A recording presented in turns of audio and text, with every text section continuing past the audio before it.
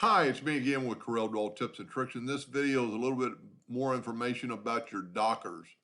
All your Dockers, you can go to Windows and Dockers and pick out what Docker you want. Right now, you've got a check mark under Object.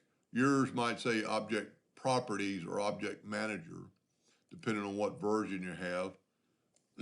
If few secrets, or maybe not secrets, but if you want to open another Docker, you can just hit the plus key right here, and then you could open the shape or the corner Docker. So now I've got two Dockers open. The highlighted one is in blue, as you can see. The other one's not, but I can swap between them just by clicking on them.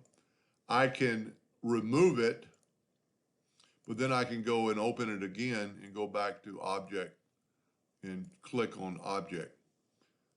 The other thing is, like under Object Manager, I have four objects. One of them is the text, a ellipse, and a rectangle, and then a rectangle outline. You can go right here to this gear-looking thing and check on Show Object Properties. Now, I've got an ellipse that has a fill of RGB.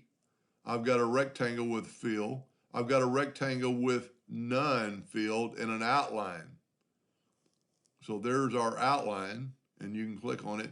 So I've got no outline, and you can actually expand this where you can see more of the colors. I don't use Dockers that much, and but this is pretty neat if you were looking for a particular color, like our text.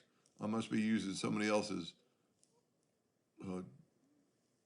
file because I'm getting CMYK, and I'm just going to click on the right click on the Docker. Now I've got, you can see now the object is RGB.